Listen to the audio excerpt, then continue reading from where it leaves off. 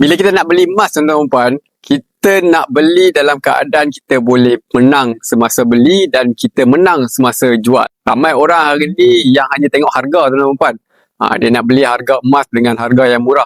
Tapi bila dia jual balik emas tersebut, dia dapat harga yang lebih rendah tuan-tuan dan puan. Itu kerugian tuan-tuan dan puan. So kita nak dapat dengan harga win-win situation.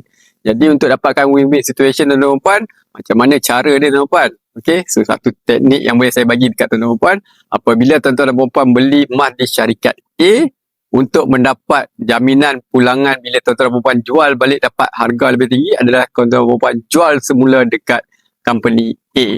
Jadi, kena pastikan company A tu tuan-tuan dan puan mempunyai banyak cawangan.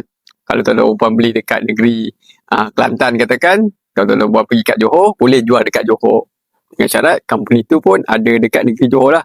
Itulah kelebihan kita dekat Public Gold. Public Gold hari ni dah ada lebih 18 cawangan di seluruh Malaysia.